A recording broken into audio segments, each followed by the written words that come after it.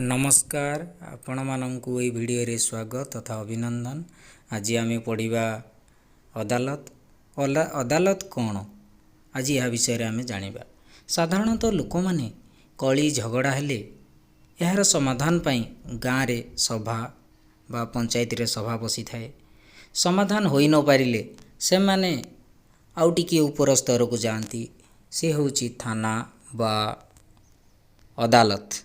आम जहाँ विषय आज पढ़ा अदालत रे दोषी को दंड एवं निर्दोष को न्याय मिले। अदालत रे क्यों क्यों कर्मचारी थांती विचारपति वकील पेशकार चपरासी एवं अन्यान्य कर्मचारी मध्य थांती। यहाँ पर आम देखा अदालत रे क्यों क्यों कर्मचारी थांती विचारपति वकील पेशकार चपरासी एवं अन्यान्य विभागर कर्मचारी थांती। आम देखा एमानकर काम कौन। विचारपति काम होची विचार विमर्श करी न्याय प्रदान करिबा। वकील जुक्ति करी न्याय अपील करती। पेशकार दस्तावेज गुड़िकर तथ्य साहिती रखी एवं विचारपति को साहाय्य करती। चपरासी काम हेउची दोषी को काठगड़ा भीतर को डाकिबा विचारपति को साहाय्य करिबा। पुलिस रो काम होची दोषी को अदालत को सुरक्षित भाव में पहुँचाइबा हेउची पुलिस रो काम। या परे आमे देखिबा आमे जहाँ पढ़िले ताहार गोटे टेबुल दियाइछि लोक मान दियाइछि कला कोट पिंधि बसथिबा लोक किए काम कौन आमे जहाँ पढ़िले ताहार टेबुल दियाइछि ताकू आमे एइठी पूरण करिबा।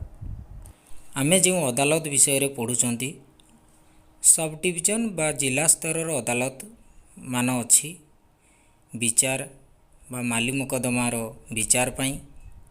तेणु अदालत बा विचारालय दुई प्रकार देवानी अदालत फौजदारी अदालत। अदालत बा विचारालय कहा जाए। देवानी अदालत जमी बाड़ी और संपत्ति विषय रे मोकदमार विचार करी निष्पत्ति करे से होची देवानी अदालत।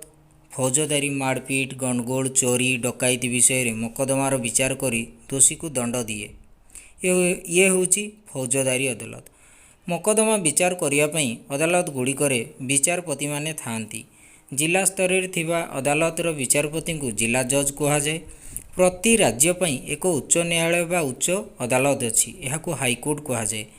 आमर हाईकोर्ट केउठारे अछि ना कटक ठारे अवस्थित कटक ठारे अछि।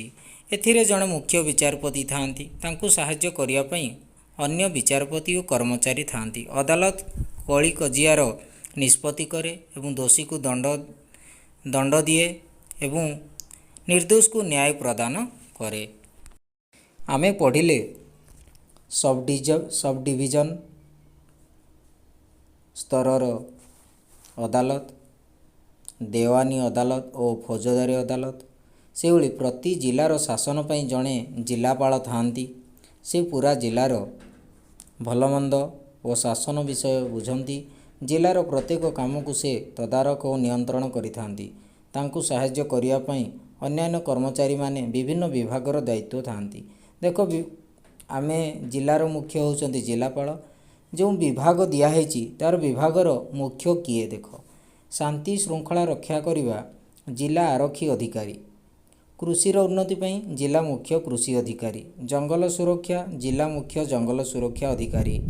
शिक्षार प्रसार उन्नति जिला शिक्षा अधिकारी। स्वास्थ्य जिला मुख्य चिकित्सा अधिकारी। खाद्य द्रव्य जोगाण से जिला जोगाण अधिकारी।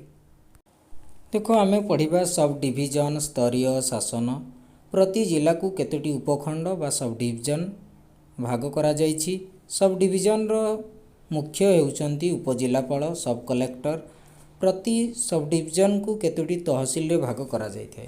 तहसील रो मुख्य होचंती तहसीलदार। तहसीलदार को काम होची जमी जमा विषय बुझंती जमीर खजना आदाय करती जमी संबंधी मोकदमार विचार और फैसला करती जाति बासिंदा उत्तराधिकारी और आयर प्रमाणपत्र दियंती।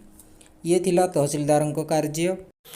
यदि आपण मानकु ए वीडियो गुडी को भल लागुछि ताहाले गोटे छोटिया लाइक एवं सब्सक्राइब करंतु, शेयर करंतु। जय हिंद, जय भारत, नमस्कार।